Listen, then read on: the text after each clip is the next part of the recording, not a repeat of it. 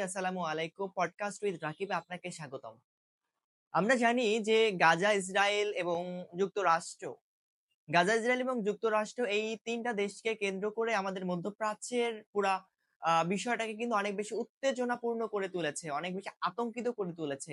আমাদের যুক্তরাষ্ট্র একটি অত্যন্তই খুবই গুরুত্বপূর্ণ ভূমিকা পালন করে গোটা বিশ্বের জন্য, আমরা এটা খুব অকপটে স্বীকার করে নিই। কিন্তু এই যুক্তরাষ্ট্রের মধ্যেই যে এত বেশি আ ইন্টারনাল ট্রাম লুকিয়ে আছে সেটা আমি আপনাকে বলে বোঝাতে পারব না। বাট রাইট নাও যে বিষয়টা অনেক বেশি উম আ খুবই আ কষ্টদায়ক এবং খুবই বেদনাদায়ক, সেটা হচ্ছে যে ইসরায়েল এবং গাজার যে যুদ্ধ চলছে, যে যুদ্ধ বিরতি হওয়ার কথা ছিল গত কয়েক মাস আগ থেকেই যে আলোচনাটা চলছিল যে গাজা ইসরায়েলের মধ্যে যুদ্ধ হবে না, এই যুদ্ধের মধ্যস্থতা করবে আমেরিকা। কিন্তু আমেরিকা আই মিন যুক্তরাষ্ট্র এই যুদ্ধটাকে অনেক বেশি উস্কে দিয়ে ইসরায়েলকে যুক্তরাষ্ট্র সাপোর্ট দিয়ে অস্থিতিশীল করে তুলেছে মধ্যপ্রাচ্যের সম্পূর্ণ এলাকাটা জুড়ে।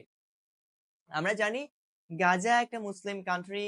গাজায় কেন যুদ্ধ হচ্ছে? গাজায় কেন ইসরায়েল হামলা করছে? এই প্রশ্নগুলো কি কখনো আপনি ক্যাচ করতে পেরেছেন? আপনার কি কখনো প্রশ্ন মনে জাগে না যে ছোটবেলা থেকে এখন পর্যন্ত যে আমি বেড়ে উঠছি বা আমার বয়স বাড়ছে, আমি প্রতিনিয়ত দেখি যে গাজা ইসরায়েলের মধ্যে যুদ্ধ হচ্ছে। এক্ষেত্রে যুক্তরাষ্ট্র ইসরায়েলকে অনেক বেশি অস্ত্র সাপ্লাই দিচ্ছে। আর সেই অস্ত্র ব্যবহার করে নিরীহ মুসলিম কান্ট্রি বা মুসলিম মানুষদের উপর আক্রমণ করছে। কেন এইটা? ভূ-রাজনৈতিকভাবে আপনি এই বিষয়টা কোন দৃষ্টিকোণ থেকে দেখেন? আপনার কি কখনো মনে প্রশ্ন আসে না যে গাজা তো ছোট্ট একটা রাষ্ট্র, তার মধ্যে ইসরায়েলও খুব ছোট্ট একটা রাষ্ট্র। এই ছোট ২ টা রাষ্ট্রকে আলাদা করে দিলেই তো এই গাজা ইসরায়েলের ব্যাপারটা খুব তাড়াতাড়ি সলভ হয়ে যায়। কিন্তু আসলে কি এইটা কখনো সলভ করার মতো? ইসরায়েল, ইসরায়েলে মেক্সিমাম না 95% ইসরায়েলি হচ্ছে যে খ্রিস্টান। এরা ইহুদি, এরা খ্রিস্টান, এরা ইহুদি। এরা চাইবে মুসলিম কান্ট্রিকে ধ্বংস করতে বা মুসলমানদের উপর আঘাত হানতে। কিন্তু আসলে কেন আঘাত হানছে? গাজাই বা কেন আঘাত হানছে? আরো তো অনেক মুসলিম কান্ট্রি আছে, সেখানে কেন নয়?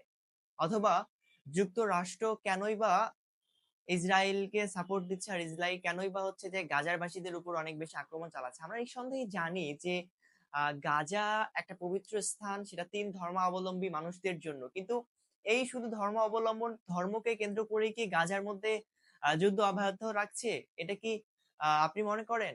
এটা আমাকে জানাবেন। আর সবথেকে বড় বেদনাদায়ক, সবথেকে বেশি অ্যালার্মিং যে বিষয়টা, সেটা হচ্ছে যে নিরবিচ্ছিন্নভাবে, নির্বিচারে নিরীহ মুসলিম মানুষদের, মুসলিম গাজাবাসীদের উপর যে আক্রমণ চালাচ্ছে ইসরায়েল, এর পতন কিন্তু একদিন ঘটবে। খুব শিগগিরই। আল্লাহ তাআলা কোরআনে সুস্পষ্টভাবে বলে দিয়েছেন যে অন্যায়ভাবে যদি কাউকে কষ্ট দেয়া হয়, তার বিচার কিন্তু তিনি নিজেই করবেন। হয়তো আজ কিংবা কাল।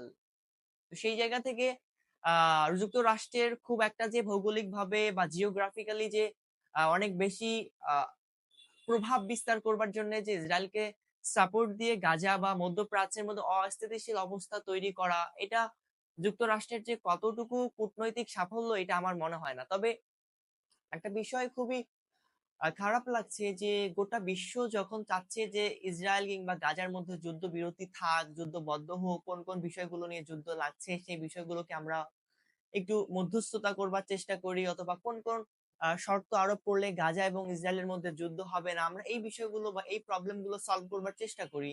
আমরা সবাই এগিয়ে আসি। কিন্তু একমাত্র রাষ্ট্র যুক্তরাষ্ট্র সেটা চাচ্ছে না যে এই বিষয়গুলো সলভ হতে। আমি জানি না যুক্তরাষ্ট্রের এখানে কি বড় স্বার্থ আছে।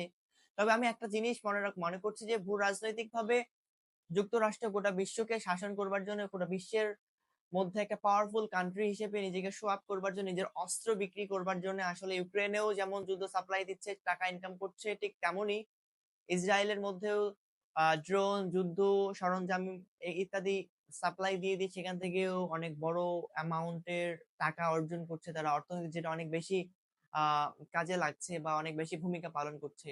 এই বিষয়গুলো। কিন্তু টাকা পয়সাই তো সবকিছু না।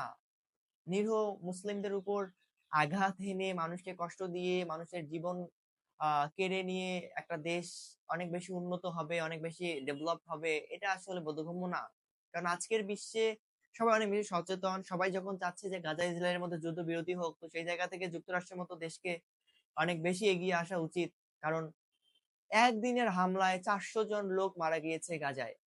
এটা কিন্তু খুবই অ্যালার্মিং। এর আগ পর্যন্ত যত হামলা করেছে এখন পর্যন্ত ৪৮ থেকে ৫০ হাজারের মতো ফিলিস্তিনিকে মারা হয়েছে। এটা কিন্তু খুবই মর্মান্তিক একটা ঘটনা। সো সেই জায়গা থেকে আমাদের আজকের এই পডকাস্টের মাধ্যমে আমি আপনাদেরকে এতটুকু জানাতে চাচ্ছি যে বিশ্বের মানুষ আসলে তেমন কিছু চায় না, মূলত শান্তি চায়। এই শান্তির জায়গাটাকে একটু লক্ষ্য রেখে আমাদের উচিত গোটা বিশ্বকে মানবিক বিশ্ব করে তোলা।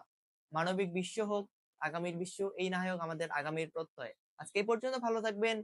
পডকাস্ট উইথ রাকিবে সঙ্গে থাকার জন্য আপনাকে ধন্যবাদ।